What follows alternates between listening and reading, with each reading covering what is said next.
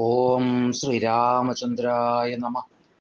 എല്ലാ സജ്ജനങ്ങൾക്കും വിനീതമായ നമസ്കാരം. ഇന്ന് ശ്രീമദ് വാൽമീകി രാമായണം യുദ്ധകാണ്ഡത്തിലെ 93-ാമത്തെ സർഗമാണ് വ്യാഖ്യാനിക്കുന്നത്.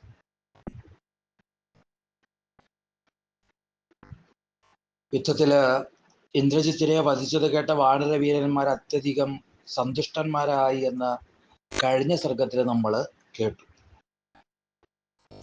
പൗലസ്ത്യന്റെ അമാത്യന്മാര് ഇന്ദ്രജിത്തിന്റെ വധം കേട്ടും കണ്ടറിഞ്ഞും വിഷാദം പൂണ്ടുകൊണ്ട് ദശഗ്രീവനെ അറിയിച്ചു. യുദ്ധേഹതോ മഹാരാജ ലക്ഷ്മണേന തവാത്മജ വിഭീഷണ സഹായേന മിഷതാംനോ മഹാദ്യുതി. അല്ലയോ മഹാരാജാവേ, മഹാതേജസ്വിയായ അങ്ങയുടെ ആത്മജനെ ഞങ്ങൾ നോക്കി നിൽക്കെ വിഭീഷണന്റെ സഹായത്തോടു കൂടിയിട്ട് ലക്ഷ്മണൻ യുദ്ധത്തില് വധിച്ചു.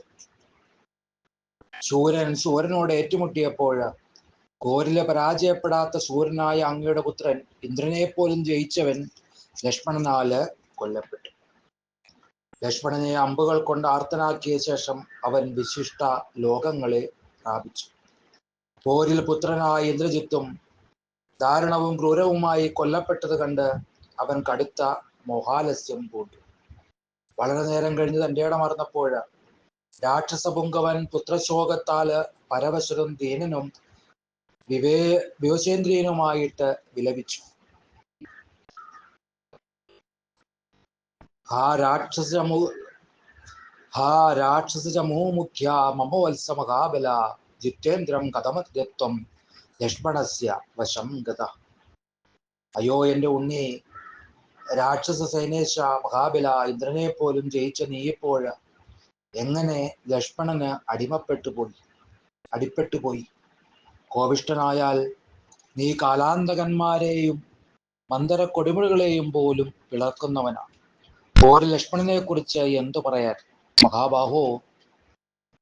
യമരാജാവ് ഇന്നെനിക്ക് ഏറ്റവും ആദരണീയനായി. അവൻ നിന്നെ കാലധർമ്മത്തോട് ചേർത്തല്ലോ. സ്വാമിക്ക് വേണ്ടി കൊല്ലപ്പെടുന്ന പുമാൻ സ്വർഗം പ്രാപിക്കും.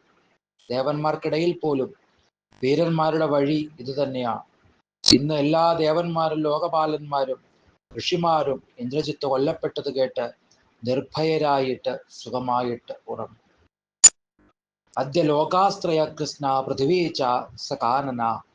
ഇന്ന് 3 ലോകങ്ങളും മുഴുവൻ ഭൂമിയും വനങ്ങളും ഇന്ദ്രജിത്ത് ഒരുവനില്ലായകയാല് എനിക്ക് ശൂന്യമായിട്ട് തോന്നുന്നു. ഇന്ന് അന്തഃപുരത്തിലെ രാക്ഷസ കന്യകമാരുടെ നിലവിളി ഗിരികഘോരത്തിലെ പിടിയാനകളുടെ കേഴൽ പോലെ ഞാൻ കേൾക്കും. പരന്തവ, യൗവരാജ്യത്തെയും ലങ്കയെയും രാക്ഷസന്മാരെയും അമ്മയെയും എന്നെയും ഭാര്യയെയും ഞങ്ങളെയെല്ലാം വെടിഞ്ഞ് നീ എങ്ങോട്ട് പോയി? മമ താവൽത്തയാ വീര ഗതസ്യമദാസനം. വീരാജൻ കാലപുരി പൂകിയാല് പിതൃക്രിയകൾ ചെയ്യേണ്ടത് നീയാണല്ലോ. നിന്റെ നില നേരെ മറിച്ചായി. സുഗ്രീവനും രാമനും ലക്ഷ്മണനും ജീവിച്ചിരിക്കെ എന്റെ വിഷമം തീർക്കാതെ ഞങ്ങളെല്ലാം വിട്ട് നീ എങ്ങോട്ട് പോയി? ഏവമാതിവിലാപാർത്ഥം രാവണം രാക്ഷസാധിപം. ഇങ്ങനെയെല്ലാം ആർത്തനായിട്ട് വിലപിക്കുന്ന രാക്ഷസാധിപനായിരിക്കുന്ന രാവണനെ പുത്രവ്യസനം മൂലം കൊടും കോപം ബാധിക്കുകയുണ്ടായി. പ്രകൃത്യാ തന്നെ കോപശീലനായ അവനെ പുത്രപഥം മൂലമുള്ള ആദികള് വേനലില് രശ്മികൾ സൂര്യനെ എന്ന പോലെ സമുജ്വലിപ്പിച്ചു. കോപം കൊണ്ട് വിജൃംഭിക്കുന്ന അവന്റെ വായിൽ നിന്ന്, വൃത്രാസുരന്റെ വായിൽ നിന്ന് എന്നതുപോലെ പുകയുന്ന തീയ് പുറത്തേക്ക് ചാടി. പുത്രപഥത്താൽ സംതപ്തനും കോപാധീരനും ശൂരനുമായ രാവണൻ വൈദേഹിയെ വധിക്കാൻ ചിന്തിച്ച് തീരുമാനിച്ചു. പ്രകൃത്യാ തന്നെ തുടുത്തതും കോപത്തെ കൊണ്ട് കൂടുതൽ തുടുത്തതുമായ രാവണന്റെ 2 കണ്ണുകളും കത്തിജ്വലിച്ചു. ഘോരം പ്രകൃത്യാരൂപം തസ്യക്രോധാഗ്നിമൂർച്ഛിതം. പ്രകൃത്യാഘോരമായ അവന്റെ രൂപം കോപാഗ്നി കാളിയപ്പോൾ ക്രുദ്ധനായ രുദ്രന്റെ രൂപം പോലെ അടുക്കാനാവാത്തതായി. തസ്യ ക്രുദ്ധസ്യ നേത്രാഭ്യാം പ്രാപതന്നശ്രുബിന്ദവ ദീപാഭ്യാം ദീപ്താഭ്യാം സാർച്ചിഷ സ്നേഹബിന്ദവ. ക്രുദ്ധനായ അവന്റെ കണ്ണുകളിൽ നിന്ന് കണ്ണീർ കണങ്ങള് കത്തുന്ന വിളക്കിൽ നിന്ന് ആളുന്ന എണ്ണത്തുള്ളികൾ എന്ന പോലെ ഇറ്റുവീണു. അസുരന്മാർ തിരിക്കുന്ന യന്ത്രത്തിന്റെ ഒച്ച പോലെ പല്ലുകടിക്കുന്ന അവന്റെ കടിയൊച്ച കേൾക്കായി. കാലാഗ്നി പോലെ കോപം ഒഴുത്തവൻ ഏതേതിടങ്ങളിലേക്ക് നോക്കിയോ അതാതിടങ്ങളില് അരക്കന്മാര് പേടിച്ചരണ്ട് പതുങ്ങി ഇരുന്നു. ചരാചരങ്ങളെയെല്ലാം കടിച്ചു തിന്നാൻ ഉറച്ച കാലനെപ്പോലെ കോപിച്ച ദിക്കുകളിലേക്കെല്ലാം നോക്കുന്നവനോട് അരക്കന്മാരാരും അടുത്തില്ല. തഥാ പരമ സംക്രുദ്ധോ രാവണോ രാക്ഷസാധിപ.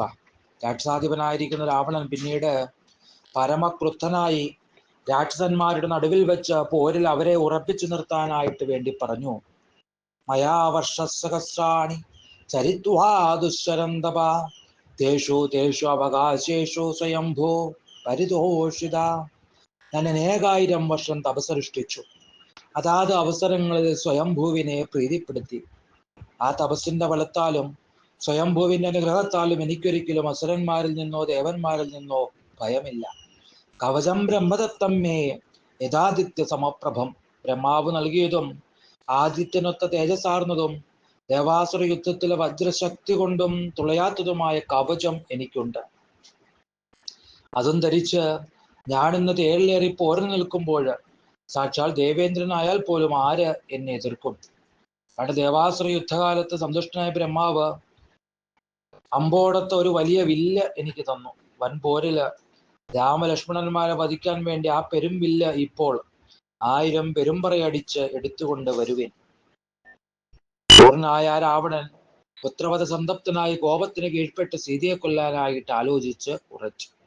അതിഘോരനും ഘോരദർശനനും കണ്ണുകൾ തുടുത്തവനുമായ അവൻ ദീനസ്വരന്മാരായിരിക്കുന്ന നിശാചരന്മാരെ നോക്കിക്കൊണ്ട് ദീനനായിട്ട് പറഞ്ഞു, എന്റെ ഉണ്ണി, വർക്കടന്മാരെ മോഹിപ്പിക്കാൻ വേണ്ടി മായ കൊണ്ട് ഇതാ സീത എന്ന് പറഞ്ഞ് എന്തിനെയോ വധിച്ചു. ആത്മപ്രിയമായ ഈ പ്രവൃത്തി ഞാനിന്ന് സത്യമായിട്ട് തന്നെ ചെയ്യും. ക്ഷത്രിയ ബന്ധുവിനെ അനുവർത്തിക്കുന്ന വൈദേഹിയെ വധിക്കും.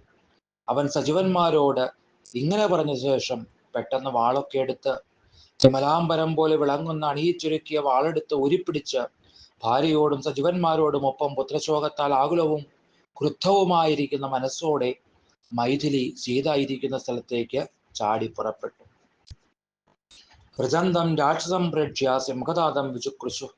പോകുന്ന രാക്ഷസനെ കണ്ട സജീവന്മാരെ സിംഹതാദം മുഴക്കി. ക്രുദ്ധനായ അവനെ കണ്ട് രാക്ഷസന്മാർ പരസ്പരം പുണർന്നുകൊണ്ട് പറഞ്ഞു, ഇന്നിവനെ കണ്ട് ആ 2 സഹോദരന്മാരും കഠിനമായിട്ട് വ്യസനിക്കും. 4 ലോകപാലകന്മാരെയും ക്രുദ്ധനായ ഇവൻ കീഴ്പ്പെടുത്തി. മറ്റനേകം മാറ്റാരെയും പോരില് ഇവൻ വീഴ്ത്തിയിട്ടുണ്ട്. രാവണൻ ത്രൈലോക്യങ്ങളിലെ രത്നങ്ങളെല്ലാം അപഹരിച്ചനുഭവിക്കുന്നു. കരുത്തിലും വിക്രമത്തിലും ഇവന് സദൃശനായിട്ട് ഒരുവനും ലോകത്തില് ഇല്ല. അവരിങ്ങനെ പറഞ്ഞുകൊണ്ടിരിക്കവേ ക്രോധമൂർച്ഛിതനായിരിക്കുന്ന രാവണൻ അശോകവനിയിൽ ഇരിക്കുന്ന സീതയുടെ അടുക്കലേക്ക് പാഞ്ഞു ചെന്നു. ഹിതബുദ്ധികളായിരിക്കുന്ന സുഹൃത്തുക്കൾ തടഞ്ഞിട്ടും ആകാശത്തിൽ ക്രുദ്ധനായ ചൊവ്വാഗ്രഹം രോഹിണിയുടെ നേർക്ക് എന്നതുപോലെ അവർ ഓടിയെടുത്തു. രാക്ഷസികൾ രക്ഷിക്കുന്ന മാന്യായ മൈഥിലി വലിയ വാളൂരി പിടിച്ച് രോഷത്തോടെ വരുന്ന രാക്ഷസനെ കണ്ടു. സുഹൃത്തുക്കൾ പലപുരു തടുത്തിട്ട് തിരിച്ചു പോകാതെ വാളേന്തി വരുന്ന അവനെ കണ്ട് സീത സന്തപ്തയായി.